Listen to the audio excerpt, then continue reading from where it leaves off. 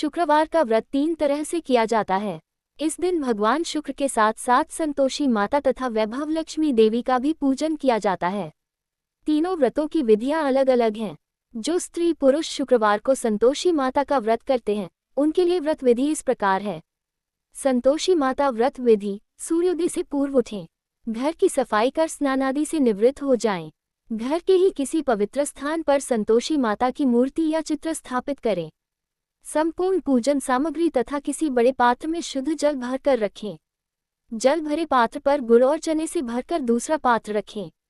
संतोषी माता की विधि विधान से पूजा करें। इसके पश्चात संतोषी माता की कथा सुनें। तत्पश्चात आरती कर सभी को गुड़ चने का प्रसाद बांटें। अंत में बड़े पात्र में भरे जल को घर में जगह जगह छिड़क दें तथा शेष जल को तुलसी के पौधे में डाल दें। इसी प्रकार 16 शुक्रवार का नियमित उपवास रखें। अंतिम शुक्रवार को व्रत का विसर्जन करें। विसर्जन के दिन उपरोक्त विधि से संतोषी माता की पूजा कर 8 बालकों को खीर पूरी का भोजन कराएं तथा दक्षिणा व केले का प्रसाद देकर उन्हें विदा करें। अंत में स्वयं भोजन ग्रहण करें। क्या न करें, इस दिन व्रत करने वाले स्त्री पुरुष खट्टी चीज का न ही स्पर्श करें और न ही खाएं। गुड़ और चने का प्रसाद स्वयं भी खाना चाहिए। भोजन में कोई खट्टी चीज, अचार और खट्टा फल नहीं खाना चाहिए। व्रत करने वाले के परिवार के लोग भी उस दिन कोई खट्टी चीज नहीं खाएं। शुक्रवार की व्रत कथा: एक बुढ़िया थी, उसका एक ही पुत्र था। बुढ़िया पुत्र के विवाह के बाद बहू से घर के सारे काम करवाती, परंतु उसे ठीक से खाना नहीं देती थी। ये सब लड़का देखता पर माँ से कुछ भी नहीं कह पाता। बहू दिन भर काम में लगी रहती, उपले थापती, रोटी रसोई करती, बर्तन साफ करती, कपड़े धोती और इसी में उसका सारा समय बीत जाता।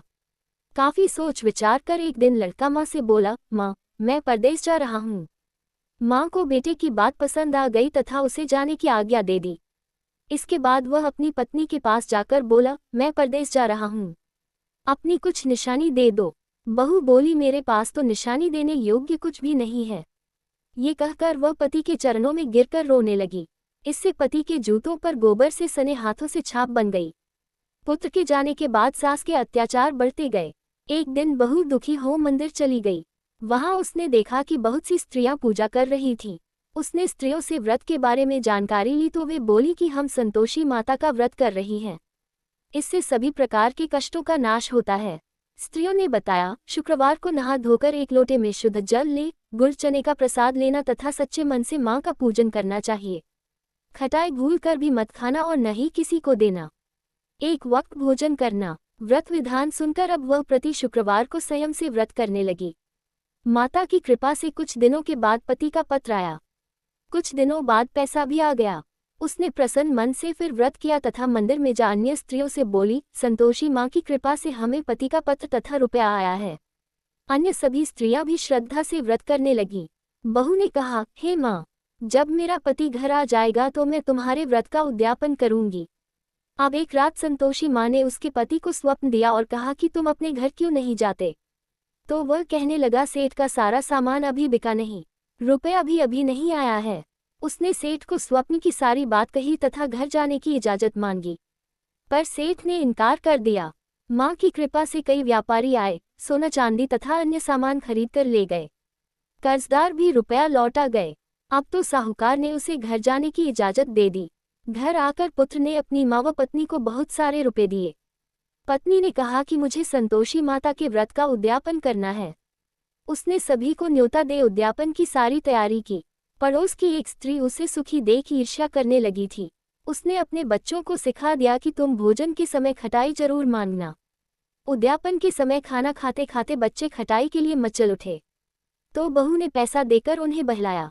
बच्चे दुकान से उन पैसों की इमली खटाई खरीदकर खाने लगे, तो बहू पर माता ने कोप किया। राजा के दूत उसके पति को पकड़कर ले जाने लगे, तो किसी ने बताया कि उद्यापन में बच्चों ने पैसों की इमली खटाई खाई है, तो बहू ने पुनः व्रत के उद्यापन का संकल्प किया। संकल्प के बाद वह मंदिर से निकली तो राह में पति आता दिखाई दिया।